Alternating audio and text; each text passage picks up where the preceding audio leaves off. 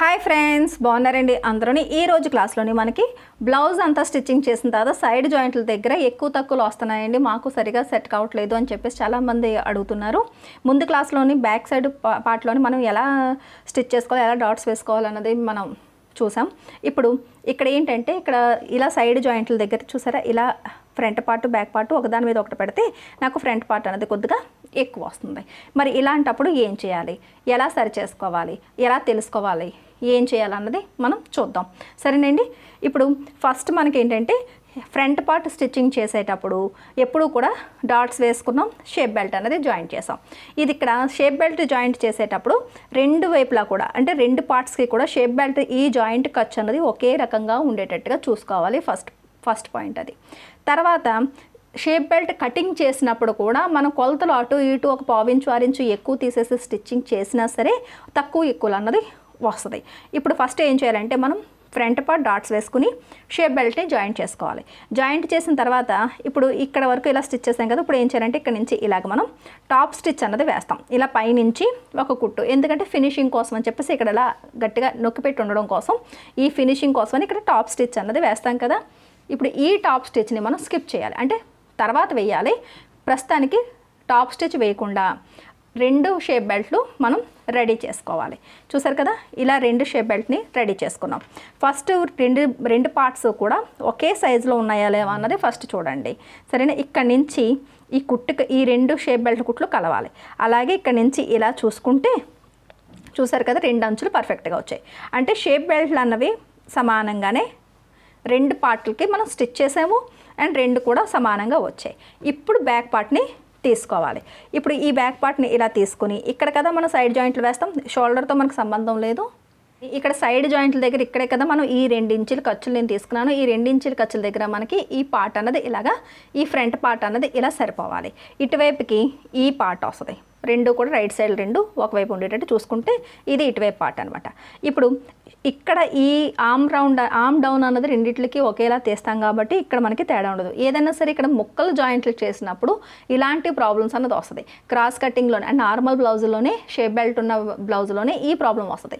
మిగతా princess cutting అట్లో ఇది రాదు. కాబట్టి ఇక్కడ ఈ ఆర్మ్ రౌండ్ అంటే ఈ ఆర్మ్ డౌన్ ఉంది చూసారా, ఇక్కడ రెండు సమానంగా పెడతాం. పెట్టి ఇది ఇలాగ చూసుకుంటారు. ఇలా చూసుకున్నప్పుడు ఇటు చూడండి, ఇలా మనకి స్టిచ్చింగ్ అన్నది ఇలా వస్తుంది. ఇలా వచ్చినప్పుడు ఇక్కడ చూసారు కదా, ఒక రవ్వంత మాత్రమే నాకు తేడా అన్నది వస్తుంది, రాకపోలేదు. ఇది చూసారు కదా, ఇక్కడ నుంచి ఇక్కడికి ఇలాగా సమానంగా పెట్టుకోవాలి. ఇలా సమానంగా పెట్టుకున్నప్పుడు మీకు ఇటువైపు అయితే కరెక్ట్గా తెలుస్తుంది. ఇది చూడండి, బ్యాక్ పార్ట్ అనేది పై భాగం వైపు పెట్టాను, ఎందుకంటే ఇది కింద పొడవుగా ఉంది కాబట్టి మీకు కనిపించాలి కదా. ఇక్కడ ఈ రెండు సమానంగా పెట్టాము. ఇది ఇలా తీసుకొచ్చి ఇలా పెట్టేటప్పటికి చూసారు కదా, ఈ మాత్రం నాకు తేడా వస్తుంది. దీన్ని ఎలా సెట్ చేసుకోవాలంటే ఇది ఎక్కువ వస్తుంది ఫ్రంట్ పార్ట్. ఒకవేళ తక్కువ వచ్చిందనుకోండి, ఇక్కడ ఖర్చు అన్నది ఎక్కువ తీసేసుకున్నామని, అప్పుడు ఈ కుట్టు అన్నది ఇక్కడ కాకుండా ఇక్కడ ఉన్నది అనుకోండి కుట్టు, దాన్ని ఇంకా కిందకి జరిపి కుట్టు వేసుకుని ఇలా ఇందులోకి ఇలా కలిపేసి ఈ సైడ్ జాయింట్లు అంటే ఇక్కడ వరకు ఒక సెంటర్ వరకు ఇంచుమించులోని ఇలా కిందకి కుట్టి ఇలా ఇంతవరకు మిగతా కుట్టులో కలిపేసుకోవాలి.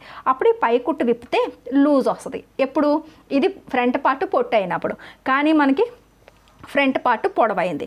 అప్పుడు ఏం చేయాలంటే ఇప్పుడు మనం కుట్టిన కుట్టు అన్నది చూడండి, ఇక్కడ నుంచి నేను ఇది ఇలా స్టిచ్చింగ్ అన్నది ఇలా చేశాను. ఇప్పుడు ఏం చేయాలంటే కొద్దిగా కదా ఒక పావించ్ అన్నది మనకి డిఫరెంట్ వచ్చింది. కొద్దిగా మార్జిన్ ఇలా తీసుకుని ఇక్కడ నుంచి ఇలా తీసుకుని కుట్టు అనేది పై భాగం వైపు వేస్తూ నెమ్మదిగా ఈ ఒరిజినల్ ముందు వేసిన కుట్లోకి ఇలాగ కలిపేసుకోవాలి. ఇలా కుట్టి మళ్ళీ చెక్ చేసుకోవాలి.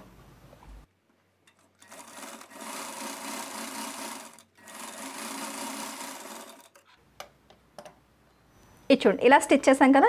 ఇప్పుడు ఇలా ఓపెన్ చేసి సేమ్ మళ్ళీ ఒకసారి ఇక్కడ నుంచి ఇలా పెట్టి మళ్ళీ ఒకసారి ఈ బ్యాక్ పార్ట్ ఇలా ఉంది కదా, ఈ ఫ్రంట్ పార్ట్ని ఇలా పెట్టి మళ్ళీ ఒకసారి చెక్ చేసుకోండి. ఇప్పుడు చూసారు కదా, ఇక్కడ నుంచి ఇలా పెడితే ఇది చూడండి, ఇలా పర్ఫెక్ట్గా మనకి ఇలా సరిపోయింది. చూసారు కదా, ఇక్కడికి ఇలా మనం టాప్ స్టిచ్ కూడా వేసినట్టు ఇది కొద్దిగా టైట్గానే పట్టుకోండి, ఎందుకంటే టాప్ స్టిచ్ కూడా వేస్తాం కదా, ఇంకా టాప్ స్టిచ్ వేయలేదు కాబట్టి ఇలా ఉంటుంది. చూసారా, ఇప్పుడు మనకి పర్ఫెక్ట్గా ఇది ఇలా సరిపోయింది. ఇక్కడ ఈ అంచు సరిపోయిందా లేదా చూసుకోండి. ఇంకా పొడవు అనిపిస్తే ఇంకో కొద్దిగా పట్టుకుంటారనమాట. నాకైతే ఇప్పుడు సరిపోయింది.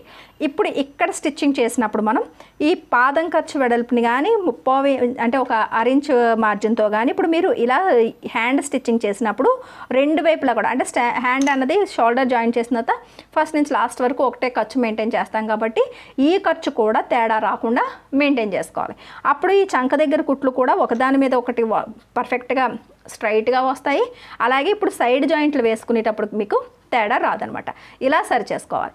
ఒకవేళ ఇది ఎక్కువై ఇది తక్కువై ఇది ఎక్కువైతే కనుక ఇప్పుడు మనం ఇలా కుట్టాము, ఇప్పుడు కనుక మనకి ఇలా వచ్చిందనుకోండి ఈ కుట్టు విప్పి కిందకు వేస్తే దీని పొడవు పెరుగుతుంది.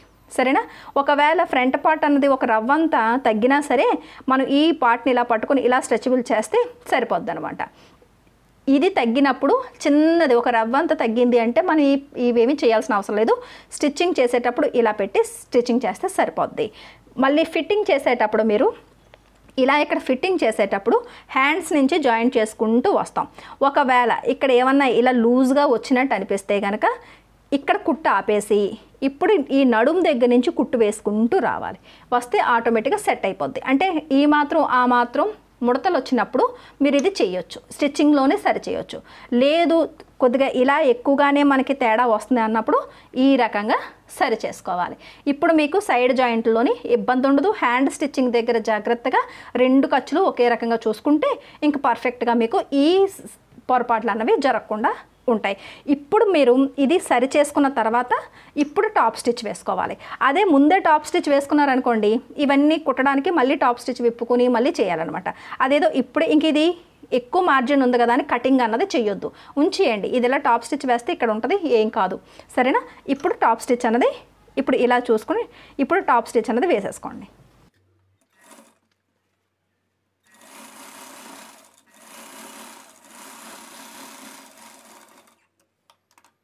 ఇప్పుడు మీకు షేప్ బెల్ట్ ఫినిషింగ్ అయిపోయింది.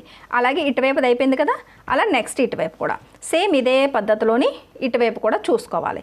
ఇలా ఇటువైపు కూడా చూసుకున్నప్పుడు ఇక్కడి నుంచి ఇక్కడికి మనం ఇలా చూసుకున్నా తెలుస్తుంది. లేదనుకుంటే ఇది చూడండి, ఆర్మ్ రౌండ్ ఉంది కదా, ఇక్కడ ఫస్ట్ ఇలా సమానంగా ఇలా పెట్టండి. ఇలా పెట్టి ఇక్కడికి ఇలా చూసుకుంటే ఇక్కడ కూడా సేమ్ ఒకే రకంగా నాకు ఇక్కడ కూడా పెరిగింది. సరేనా? ఇప్పుడు కూడా ఇది కూడా సేమ్ అదే రకంగా స్టిచ్చింగ్ చేయాలి. ఇక్కడ ఇలా పట్టుకోండి, ఇలా పట్టుకొని కుట్టు అనేది ఇక్కడ ఉంది, నేను ఇక్కడ కొద్దిగా పెంచి ఇలా తీసుకొచ్చి ఈ కుట్లోకి ఇలాగా కలిపేస్తాను. ఇది పెంచినప్పుడు కనీసం ఒక 3 ఇంచీలన్నా సరే ఈ కుట్టికి పైకి వచ్చేటట్టుగా చూసుకోండి. ఎందుకంటే 2 ఇంచీలు ఖర్చులకు పోద్ది కదా. ఇది కనీసం ఇక్కడ పెంచి ఇక్కడ దించేస్తే మళ్ళీ యూజ్ లేదు.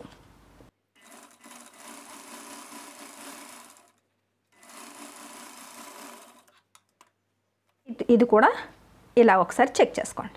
చూస్తున్నారు కదా, ఇక్కడ నుంచి ఈ అంచు ఆర్మ్ రౌండ్ దగ్గర కింద డౌన్ దగ్గర నుంచి అంచు ఇలా పట్టుకొని ఇక్కడ నుంచి ఇలా చూసుకుంటే పర్ఫెక్ట్గా చూసారు కదా, ఈ 2 అంచులు పర్ఫెక్ట్గా సరిపోయినాయి. అలాగే ఈ 2 అంచులు కూడా ఇలాగా పర్ఫెక్ట్గా సరిపోయినాయి. ఇప్పుడు టాప్ స్టిచ్ అన్నది ఇది కూడా వేసేసుకోవచ్చు. దాని తర్వాత హుక్ బెల్ట్లు ఐ బెల్ట్లు అన్నవి వేసుకోవాలి. చూసారు కదా, ఇప్పుడు మీకు పర్ఫెక్ట్గా రెండు వైపులా కూడా సైడ్ జాయింట్ల దగ్గర ఎటువంటి ఇబ్బంది లేకుండా పర్ఫెక్ట్గా లెంత్ అన్నది సరిపోయింది. ఇలా సరి చూసుకుని దాని తర్వాత స్టిచ్చింగ్ చేసుకుంటే సైడ్ జాయింట్లు వేసినప్పుడు ఇంకా అసలు ఎటువంటి ప్రాబ్లం రాదనమాట. తర్వాత హ్యాండ్ జాయింట్ చేసుకుని చక్కగా సైడ్ జాయింట్లు వేసేసుకోవచ్చు.